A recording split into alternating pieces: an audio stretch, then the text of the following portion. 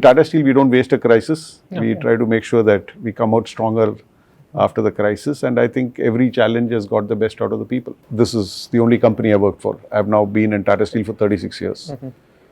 But if you go to Jamshedpur and tell people you work for 36 years, they'll ask you which generation. Okay. Because there are people who are 4th generation, 5th generation, 6th generation.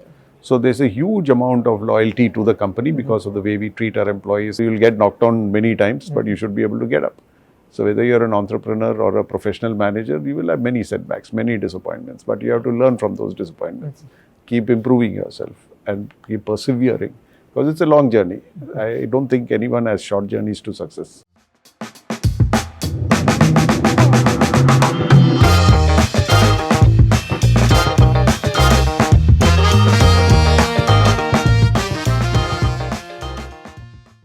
I'm on the sidelines of the 16th edition of the Dhanam Business Summit here in Kerala. And with me today on the Dhanam Titan Show is an extraordinary guest, Mr. V Narendran, the global CEO and MD of Tata Steel. He took over the reins of the company in 2013, right after the company reported a record loss of Rs 7,000 crore. Despite facing many challenges along the way, through his strategic leadership and vision, the company was transformed under him. In FY22, the company reported a record Rs 42,000 crore profit. Join me as we dive into his incredible journey and insights. Welcome to the Dhanam Titan Show, sir. Thank you. Thank you for inviting me. Yeah. So we're here in Kerala right now. So there is a Kerala connection with you, which many of our viewers may not know. Can you explain that? Well, I'm a Malayalee and my parents grew up in Kerala. I grew up in Coimbatore. I was actually born in Jamshedpur, but I grew up in Coimbatore. So for me, Kerala is where my grandparents were while they were alive, and I used to come here very often. My grandfather, my paternal grandfather, used to live in Chendamangalam, which is not very far from here, near Parur, and he was also quite well known in Kerala. Okay. His name is Mr. Warrior. He used to be a freedom fighter and in politics till we got freedom. After that, he was a Gandhian and he decided to quit politics after that. So, obviously a lot of fond memories about my holidays in my childhood in Kerala with them, with my grandparents. Okay. So you grew up in Tamil Nadu, you studied in REC Trichy, and then you went on to IIM Calcutta. That's right. So in 1988, you joined Tata Steel. So Correct. why Tata Steel? Was the Tata brand a big draw back then? Well, at that time, yes, Tata Steel was one of the largest and most respected companies in India at that time. We had a CEO called Rusi Modi who was very legendary. He was a very flamboyant person. So the way Tata Steel came and made a pitch in IIM Calcutta, it was very impressive. So between 86 and 88, many of us joined Tata Steel because it was seen as a very exciting place to join. They had a lot of plans at that time, and so that's what drew me to Tata Steel, and I've been there ever since. So in the initial first 2 decades of your career in Tata Steel, how was that like? What all roles did you have? So I spent the first year in Jamshedpur because we have a very structured training program in Tata Steel. Even today, it's I think one of the best training and induction programs that any large corporate has for management trainees. After a year, I went to move to Calcutta. We were setting up the international business division at that time. It was a new division, a lot of young people like me. It grew significantly. So I was in Calcutta. Then in 92 or 92, I was posted to Dubai to build a business there. So I spent 5 years in Dubai. Then I came back into the domestic marketing and sales team. I was in the supply chain team. Then I worked with the then CEO, Mr. Muthuraman, between 2003 and 5 as his chief of staff. Then I went to Singapore when we acquired a company called Nat Steel there. So I had different experiences in different geographies and different parts of Tata Steel. And 2010 I came back to Jamshedpur, and 2013 I became the CEO. Okay. So in 2013 you had 25 years of experience under your belt.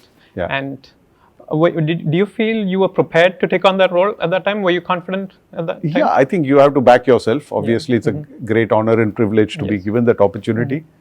I was at that time the youngest CEO Tata Steel had. So there was a lot of expectations, but it's a great opportunity and privilege. And I think we are blessed to have a company with a lot of very passionate, committed people. So it's about allowing people to perform at their best, because they are all very committed to the company, and so that's something which helps any leader, anybody in my position. So obviously there have been a lot of challenges. I learned as we went along, but I had a lot of support from my colleagues all through. Okay. Took over the role of the CEO and MD of Tata Steel. Things weren't easy. So one after another, there were challenges. So there was Chinese steel dumping. There were a lot of issues. So how did you face these challenges? So again, And can you explain a few of these challenges as well? So when you sign up for this job, you should expect that there will be challenges. I don't think you should get into a job like this and think that everything will happen smoothly, right? So that's a good starting point to have, to say that there will be challenges. Now you have to deal with it. Like I said, if you have a great team with you, a good team with you, a good set of people in the company, then I think we can deal with all challenges. And Tata Steel has a rich history of more than 100 years of dealing with many challenges. So within 2 weeks of me taking over, we had a very bad accident in Jamshedpur. That was challenge one. 6 months of me taking over, our mines got closed because of regulatory matters for the first time in 100 years. That was the second big challenge. The third challenge was what you said, Chinese steel being dumped in 2015, which caused a lot of problems for the steel industry globally. Subsequently, we had the pandemic to deal with.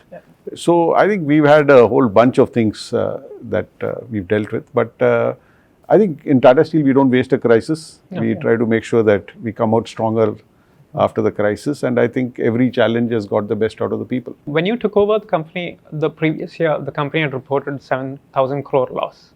So it's fair to say you had your work cut out for you. And in FY22, you reported 42,000 crore profit. So what were the key strategies that played out that you implemented? Sure. So to be fair, we shouldn't read too much into the numbers.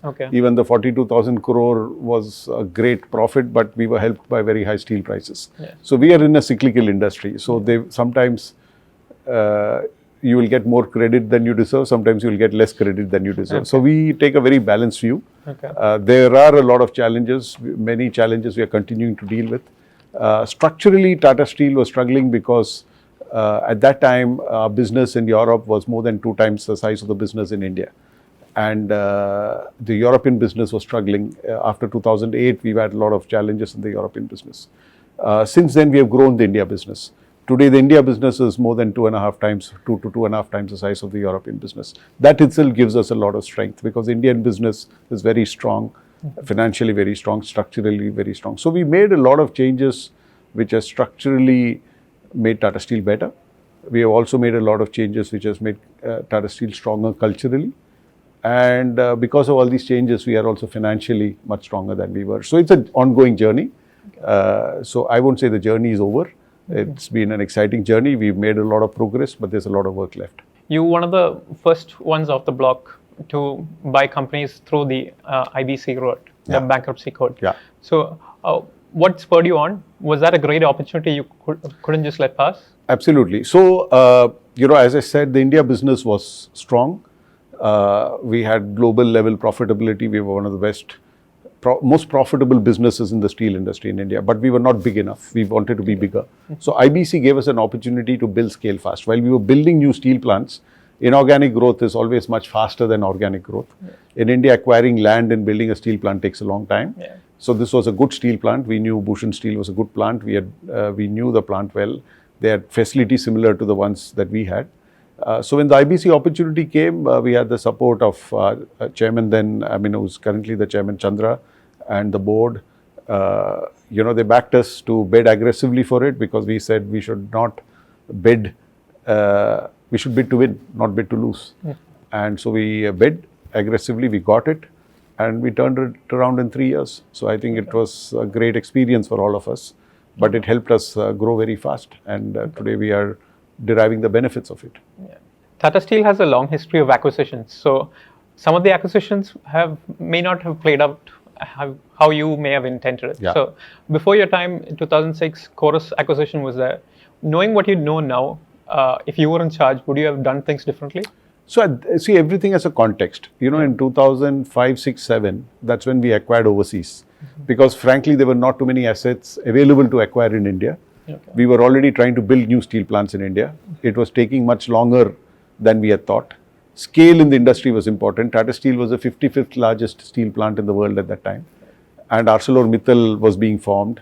Nippon Steel was getting bigger. So you had steel companies who were 50, 60 million, even 100 million tons, and we were 5 million tons, 4 million tons, you know. Okay. So there was a need to build scale. And since inorganic opportunities were outside India, we had to go outside India. It's a different matter that in 2008, the financial crisis made some of these investments look expensive. But even in the first year after we acquired Chorus, we made more than £1 billion of profit. So if we knew the financial crisis was going to come, maybe we would have been more conservative. But that's the wisdom of hindsight. Okay. Luxury, convenience, and a commitment to green living. Vigaland Homes presents Biophilic Urban Homes in Kochi, Trivandrum, Calicut, Thrissur. So you mentioned that cyclical nature of the steel business. So for someone who's in a cyclical nature, not talking specifically about steel industry, so what can you do to minimize the losses, or how can you improve the lean periods? Sure. So I think there are 2-3 things one needs to do in cyclical businesses. One is cost competitiveness. You have to be, when you look at cyclical businesses, you put yourself on the cost curve. You should be one of the lowest cost producers. Like in our case, we should be one of the lowest cost producers of steel in the world. Okay. So which means that even if steel prices are at its lowest, we will still be profitable. Okay. So if you look at the India business, it is like that. Even when the steel prices are at its lowest, we have a 20% EBITDA margin. Okay. So the India business is very strong. But in Europe, the UK business is weaker. Netherlands business is, in the European business is quite strong. So always when the steel prices fall, the first business which loses money is UK. If it falls further, the Dutch business loses money.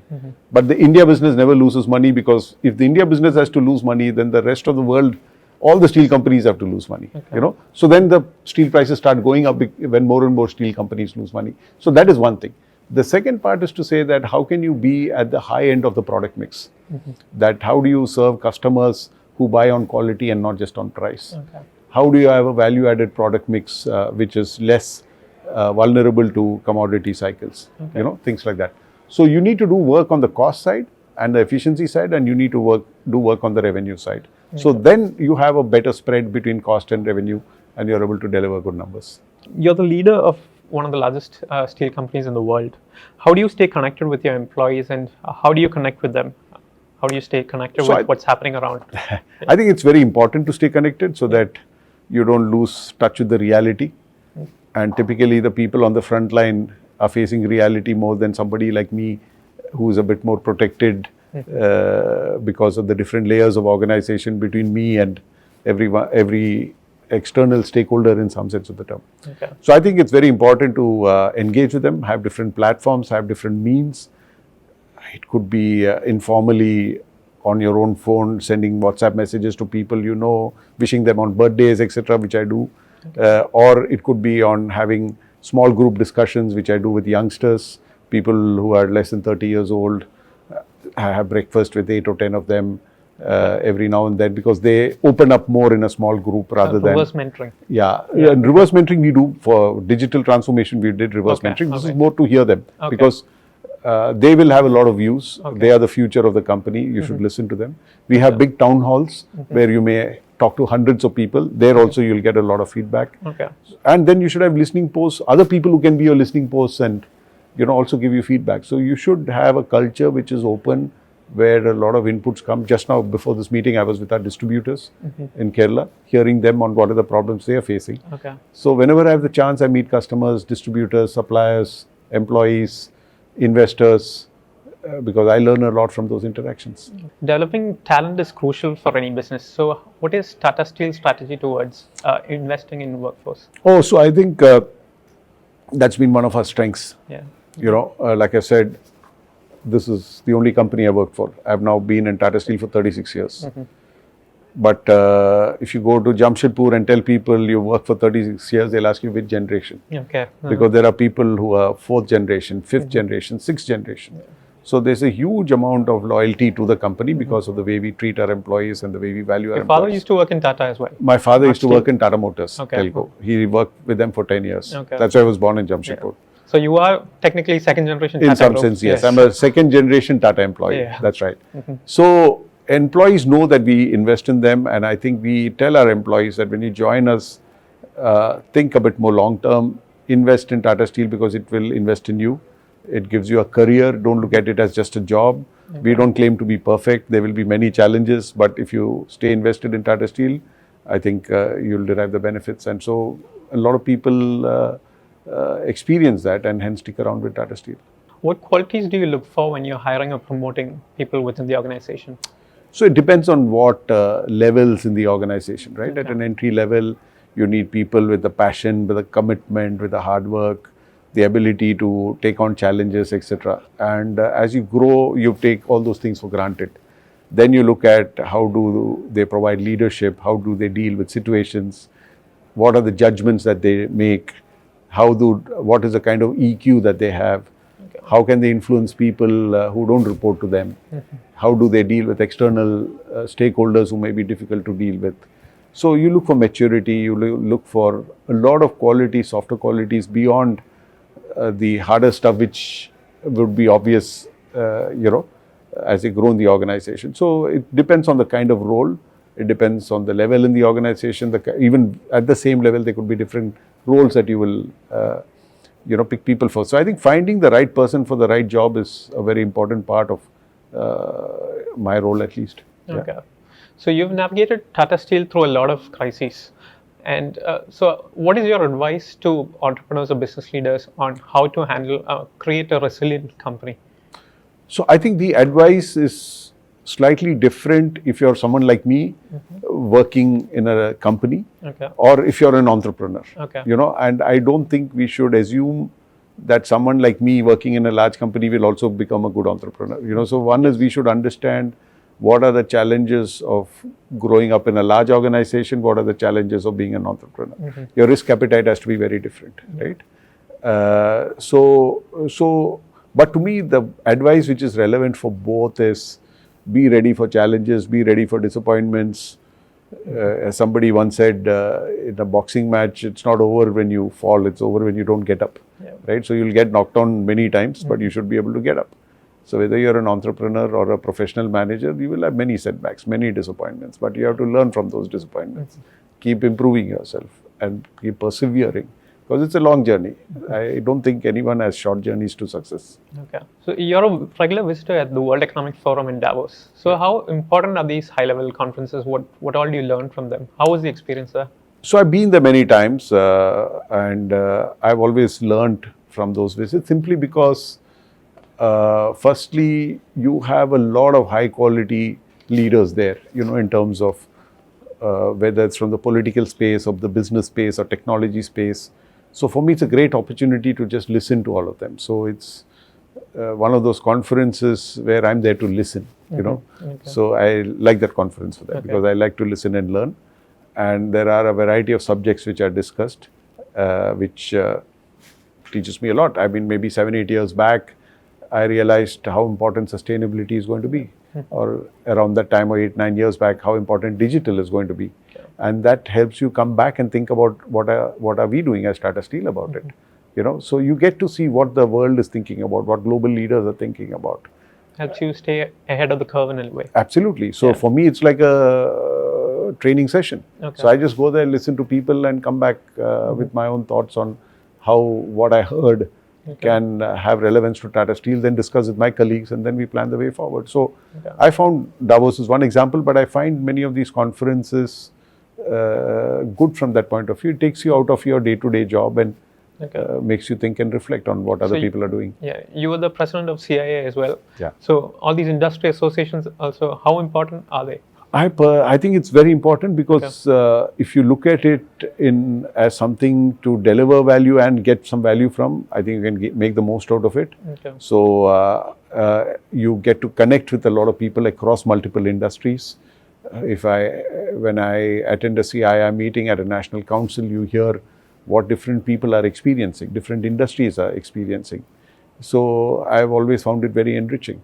Also, it's an opportunity for you to help work with the government, whoever is in government, to help shape policy. Okay. Because CII and institutional bodies like these are very important bridges between industry and government and policy making. Okay. So I think there is a responsibility also all of us have to participate in these industry associations to add value and help create the right policies. And there's a lot of learning you can get from it. So a lot of companies fail or don't thrive because they are engaged in daily firefighting.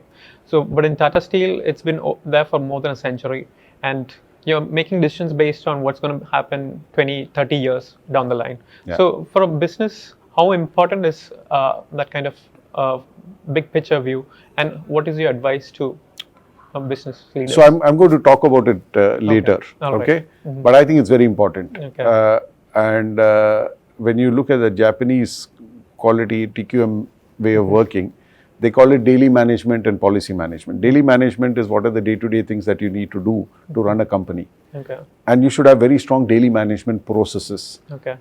so that people down the line can work without having to keep checking what needs to be done. So you empower the team, you have strong daily management processes, so day-to-day issues are sorted out in a very structured way. Okay. The policy management is the role of leadership. You have to think about the future. If the leadership is spending time on firefighting, then who's going to think about the long term? Who's going to think about the future? So that's why it's very important as leaders to really ask yourself, how much of time are you spending thinking about the future? Because nobody else is going to do that. Yes. Right? So you have to take that role, keep aside time for that, not get sucked into jobs which can be done by somebody else. How do you empower people so that they can do what they're supposed to do? How can you do what you're supposed to do? So I think that's very important, whether you're an entrepreneur, if you're in the initial stages as an entrepreneur, when you're running a small enterprise, it's fine. You may be involved in everything. But if you want to become a big entrepreneur, run big companies, then you need to build teams, build the processes so that you can create the future while your teams are running the present. So reflecting on your career, what are the most important lessons you've learned? Keep learning, Okay. keep reflecting, keep improving yourself, All right. and keep backing yourself. Okay. What can other business leaders learn from you?